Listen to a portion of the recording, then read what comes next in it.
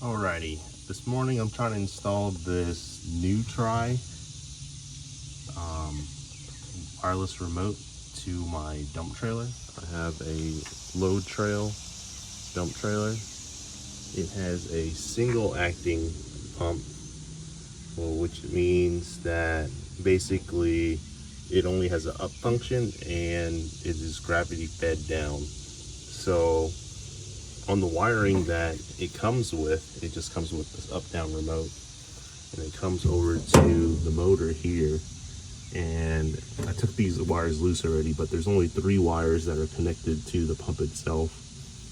It has a red that goes to this terminal here.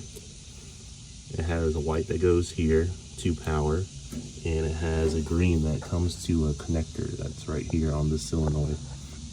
I believe the green is powers it so that it opens the solenoid so that the hydraulic fluid can come back to this tank, and then the red powers the pump, and then this is just your power.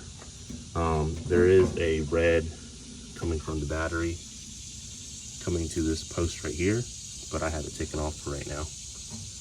So that's how the original wiring is. I will wire up the new remote, which I'll show you the wiring right now, and then I will get back to that.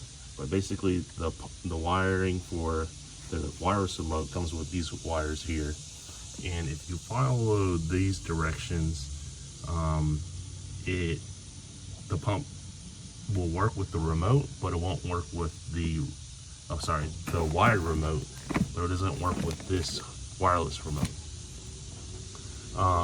But I figured out how to wire it so that it works correctly, at least for my single acting pump. But let me wire this in and then I'll show you what I did. In addition to that, whenever you wire this in, there's a green light or a red light flashes on here based off of these buttons right here, and it never stops. So what I'm going to do is I'm going to wire in an on and off switch so that I can kill this red wire whenever I'm not using it, so it doesn't drain my battery. Alrighty, so we're back. I wired in the wireless remote, and this is how I wired it in. So from this power terminal where this power wire is coming from the battery is connected, I just haven't hooked it up yet so I can show y'all better.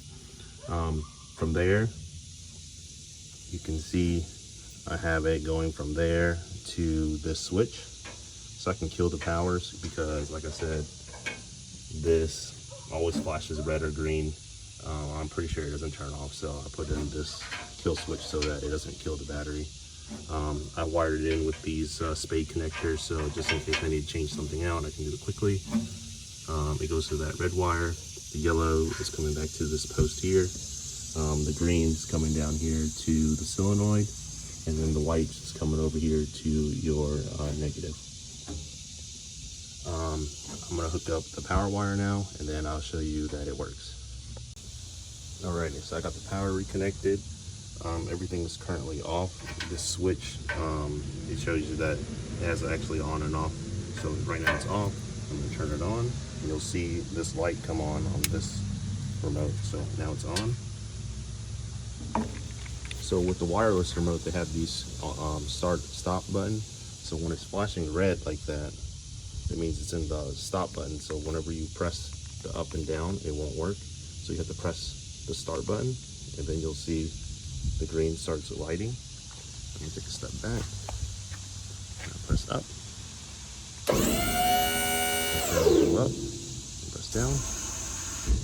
So it will go down. And then I believe if this is in the stop button, this remote won't work either. But I can show you that this works as well. And down. Anyways, that is how I wired it in to my single acting pump. I'm not 100% sure. I'm sure you could probably figure it out if you're doing a double acting pump, but this is what worked for me. Hopefully that helps somebody else out. If y'all are interested also, I will be changing out this manual tongue jack for a hydraulic tongue jack that connects directly into this single acting pump. Whenever the parts come in, I'll make a video on that. Additionally, I have this SolarPulse solar panel that I'm going to wire into the battery for the dump trailer.